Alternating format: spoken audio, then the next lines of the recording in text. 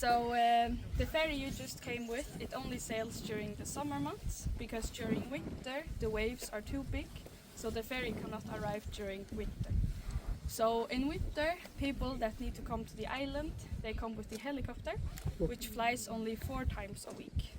So it's quite isolated in the winter, and sometimes the weather also does some cancellations there as well. So the first building that you were in, that's the old school. It's no longer in use because there are no longer kids living on the island. So the other girl who was down there and also that boy, they were the last ones to go to school. And for the first couple of years, their mom was their teacher. And then later they got a teacher to come out to the island. And then when they were in 7th grade, they were sent to the main island to go further schooling. And then they decide if they want to come back or if they want to do even more schooling. Or sometimes they find a job or something like that. But since they don't have a priest living on this island, they need to get a priest from the main island. So they get a priest for special holidays, for example Christmas or Easter or something like that. And sometimes we've also had weddings, so also for those. Welcome over. หมู่บ้านเหลืออยู่8 คนนะส่วนใหญ่โตแล้วก็พอโตแล้วเขาจะย้ายไปโรงเรียนในเมืองแล้วก็หางานใหม่ๆทำซึ่งมีโอกาสในชีวิตที่ดีกว่าอยู่ที่นี่ The Irish monks, and they were the ones that brought the sheep with them. So that's how it started with all of the sheep around the island. And then later the Vikings came, and about a century ago, there were around 200 people living in this village. And back then this was actually one of the biggest villages in the Faroe Islands. So there weren't a lot of people. But the first people who came to the islands, they had to use what they could find to build their houses. And in the beginning, they only found stone. So the walls are made up by stone. And then if they were lucky, because there are no naturally growing trees here, they would see driftwood come along the shore. And back then they would have a race. And the person who was the first to get down to the wood owned it. And then he could start build something. And in the beginning, they mainly just used it for the structure of the roof. And then they would put soil on top. And the reason why they use soil is because they didn't have enough wood. And also because it's pretty heavy. So the houses won't go off in storms. And it also helps a lot with the isolation as well. They also have a layer of beech bark underneath. You can maybe see it sticking out underneath. And it helped make the house almost waterproof. But later on they could import more wood from the other islands, and then they would replace the wood with the stone. So that's why most of the houses have wood today. And these 2 houses are the oldest houses that are still standing. They are almost 200 years old, and they are mainly kept the same way as they looked like 200 years ago. So we stopped hunting puffin about in 2012, and that was because the puffin population started to decrease a lot, and it was mainly because of overfishing, so the food went away, and the population actually decreased quite a lot. Before that, I think the maximum puffins that were hunted in one day was like the record. It was almost 1,000, so that's way too much. But yeah, another foods back in the day, they didn't have any freezers. So for storing the meat, they used to hang it in these houses. And the wood pieces are not entirely connected so that the wind can flow through. And then the meat will slowly ferment. So that's how they stored their meat. นะก็จับพับปิ้งกินนะบ้านหลังนี้1873นี่อยู่มาถึงทุกวันนี้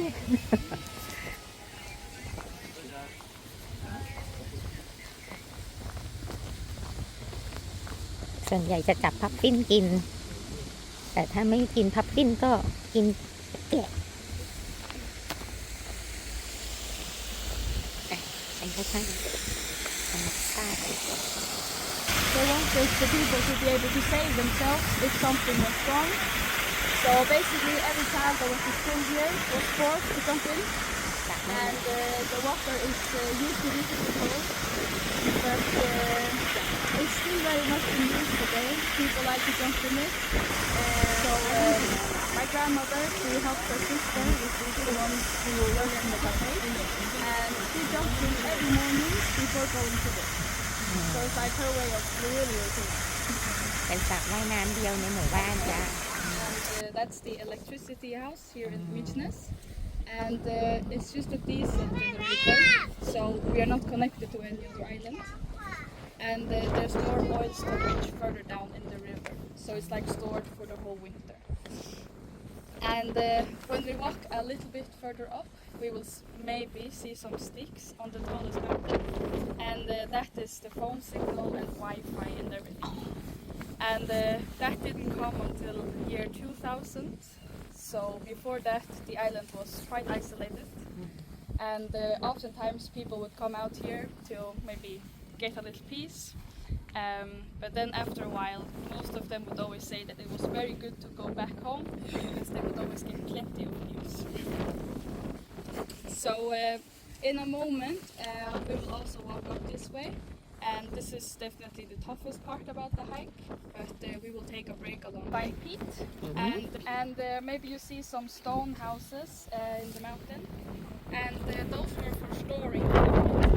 So every family had like one house up in the mountain. And then during the winter months, they would go up and collect the wood, and then they could burn it just like a coal. So that was like one way. And then they had another, which was that everyone owned a cow. So during summer, they would just be walking around the whole island. But then during winter, they would place her in the basement of the house, so she could help heat up the house during the winter months as well.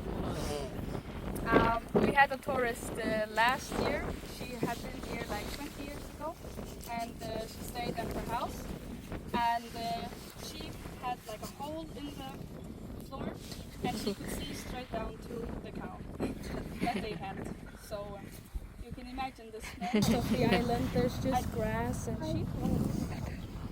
And yeah, behind the tallest mountains, it goes like down in two places. Maybe you could see it better with the ferry.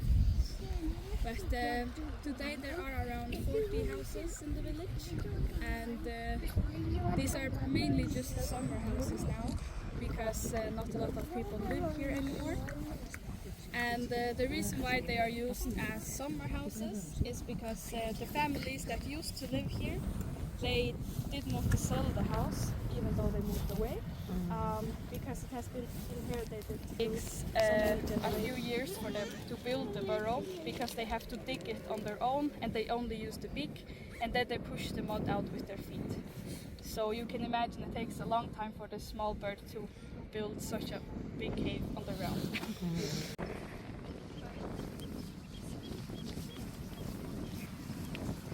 เมฆปลิวเร็วมากจ้ะ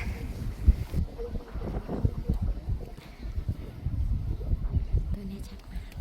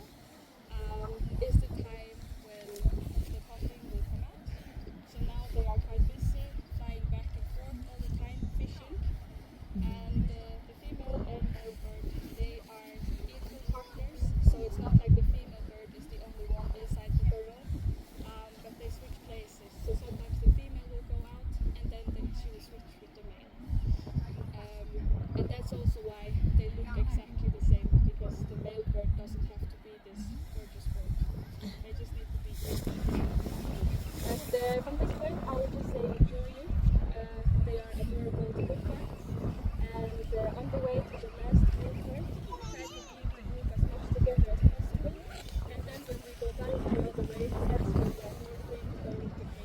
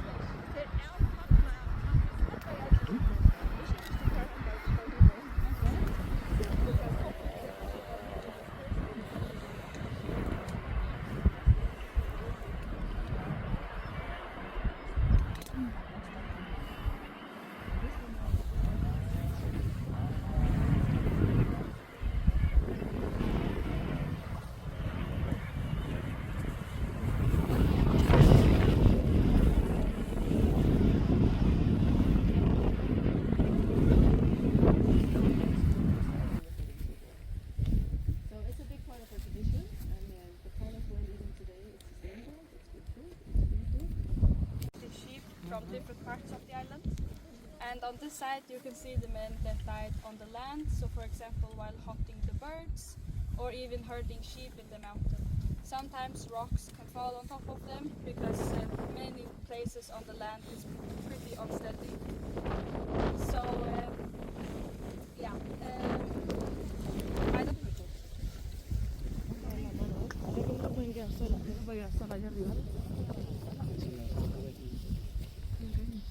Ahí hay más.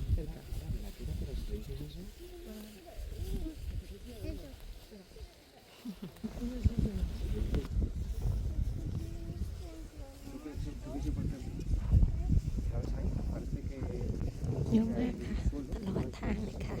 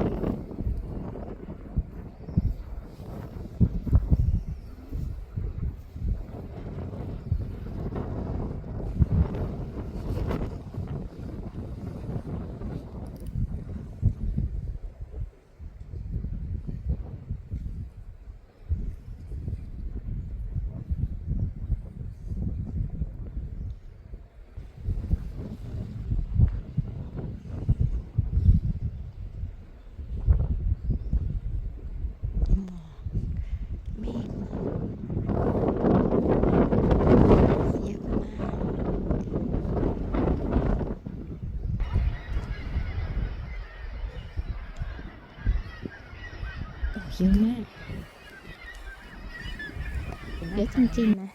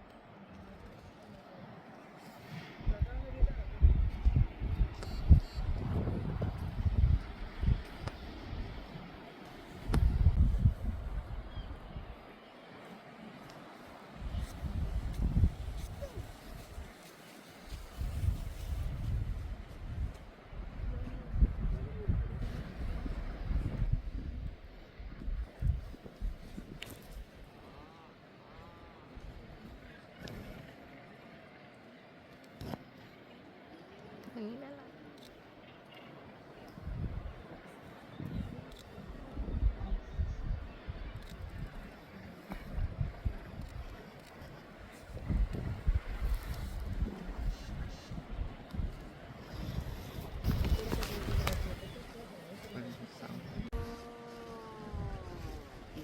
นั่นนกตายเหรอนั่นนะ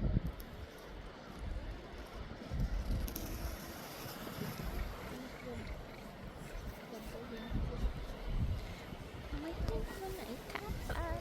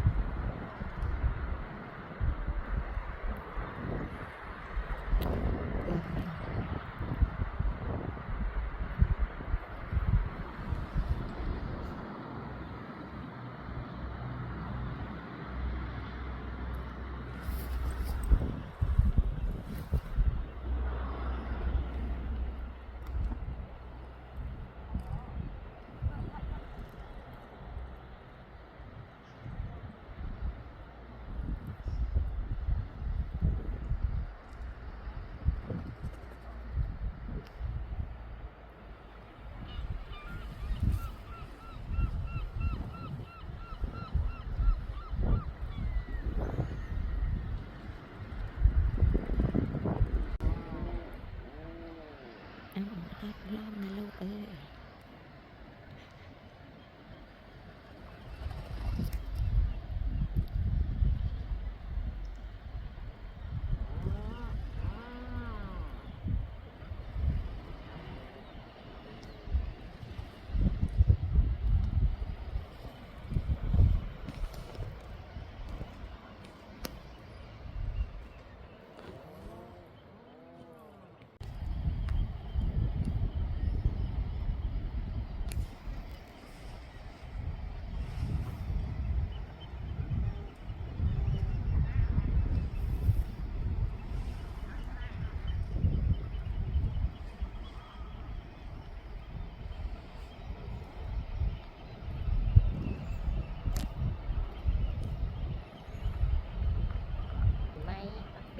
ตัวตรงนี้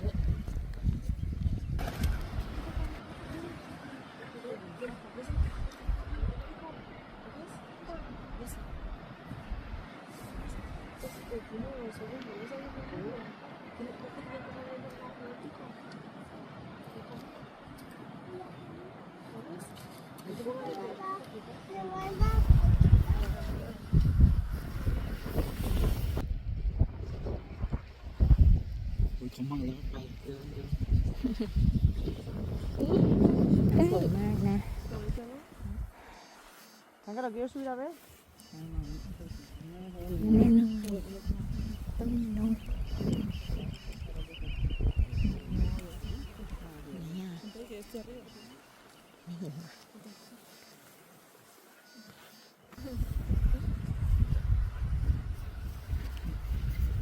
เยอะมากมาก There was a big jungle on the Faroe Islands because the climate was warmer. ปรากฏการณ์การกัดเซาะนะเขาบอกว่าหายไปปีละ1 เซนเรามาเข้าถ้ำ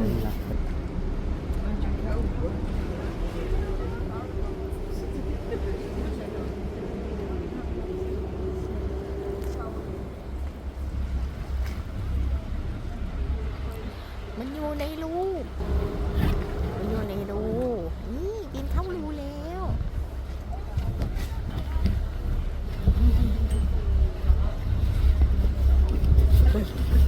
ซูมเด้อ Oh yeah. เขาพามาดู